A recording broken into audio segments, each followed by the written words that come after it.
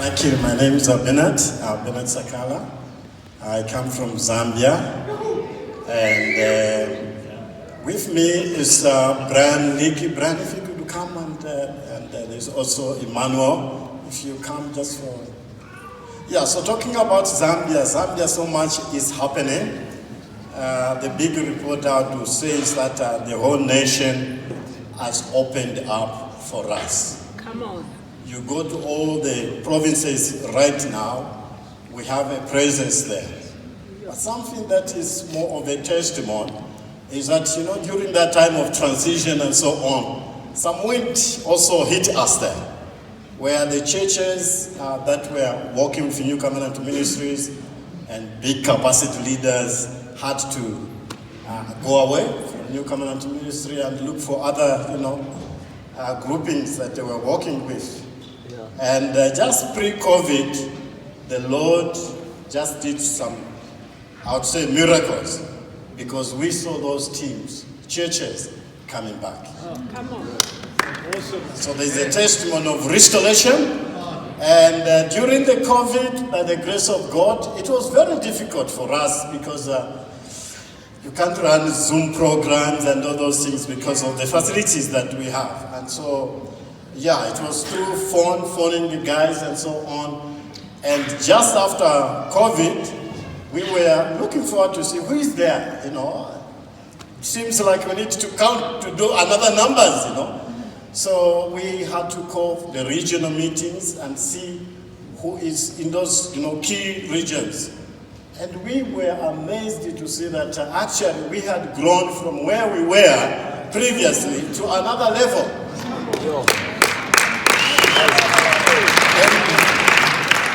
The other thing that really is happening in Zambia, many team leaders used to come and do so many trainings and so on.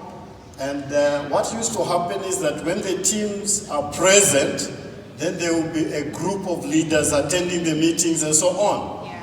And when the team leave, Yeah. then everybody's gone. Yeah. So we were praying for that situation, that how is it going to happen, because we'd like to see churches partnering and not just attending the conferences. Very good. And so I'm excited to report to us today that so much has happened. We have a presence. When I say presence, I'm not talking about just attending the conference. I'm talking about churches that are partnering with New Covenant. Those are some of the things that have happened. And we have a privilege that in most of the churches that are working with New Covenant Ministries is eldership led and not committee led. And that's the work that the Holy Spirit has done in the nation of Zambia. And my friend here, Brian Leakey, comes from Western Province, and I'd like him to say something about what's happening there. Thank you very much, Bernard. When some few years ago we relocated to the western part of Zambia from Kabwe.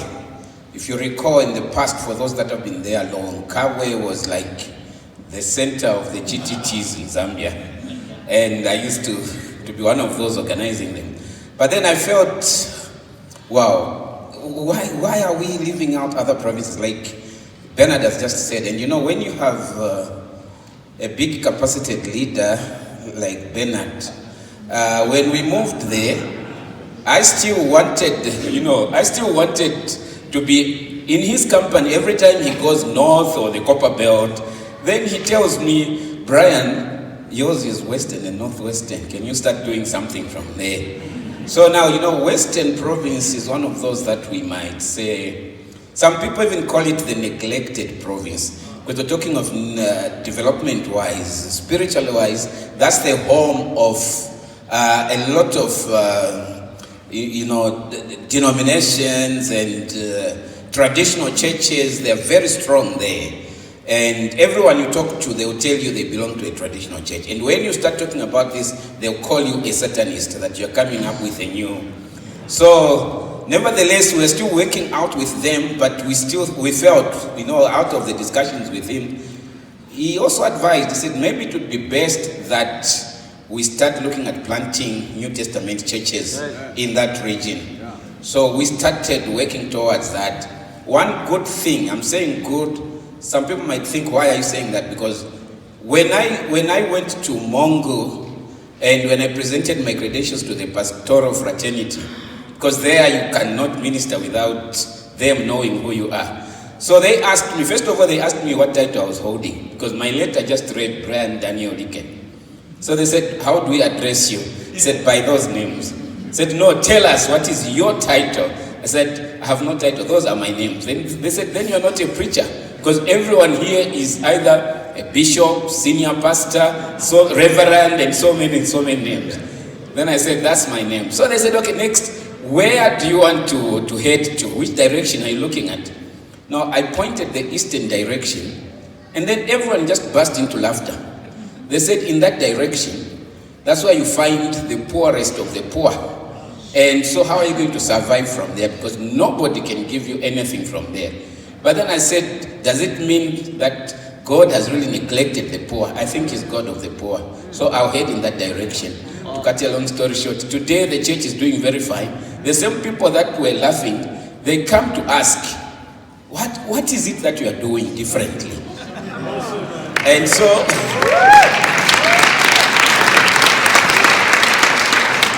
like recently we've had teams that have been actually coming to encourage us to run along by our side. Like recently we had Ray Oliver and the team that came from Pietermaritzburg. One left it. Hey, when we finished the meetings, because the last day we had to divide. There were a number of churches that were calling for input from the team.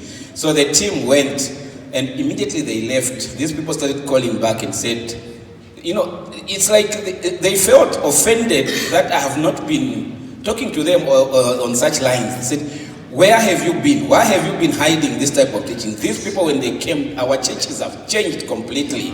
So they're asking, when is the next meeting? So I think God is really doing something in that region and opening up those church plants. Let me just say shortly, the last one we had was very exciting. When I was talking to the church that we're going to go this way and so on and so forth, it was like God said, this time around, you're not carrying any woman and you're not carrying an older man. You're carrying just the youthful ones.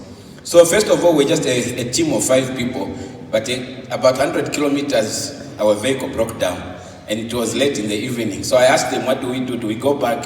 Everyone was excited. They said, no, we're going ahead. We called for a taxi, a highest bus that took us there. And from the main road to where we're going, it's about 30 Ks. And we're supposed to spend one hour, 45 minutes, but instead, because of the problems that we're encountering, and also misdirection by the people there, we ended up going 10 hours. At some point, you just stop and you walk on foot, trying to check where the driver would lead. But we found the people, we arrived at 11 in the night, and the people were there waiting. Indeed, we arrived, they said, no, minister to us. I said, look guys, we're tired, can we do this in the morning? Everyone said, no, you're doing it now. So we had to speak, and they were very excited. The whole weekend we were there, and then on our way back, they gave us a guide who showed us the right way, and we only spent 1 hour, 45 minutes with all that. The other testimony trying to catch the heart of Tyrone about the generation after us. What is happening is that the young people are on fire as well. We have had some teams from Pietermaritzburg of young people coming to have input in Zambia, Lusaka, Livingstone, and so on. And there's a strong partnership, and Emmanuel is pouring his life into that. I'd like him to say something. Good morning. Thank you. Just a quick one. We have been hosting the Youth Equip, I think for a number of years, somewhere around 2016. And we've had teams, as I said, from Zim, Martin, Smart, and other guys from One Life who have been coming and just being a blessing to the youths and getting us on fire. And there's lots of testimonies happening through that.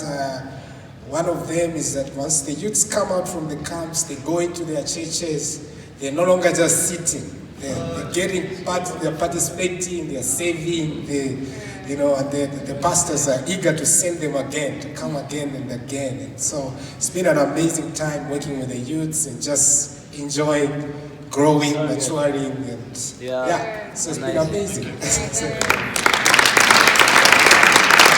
So finally, we would like to thank the team guys that have been coming to Zambia.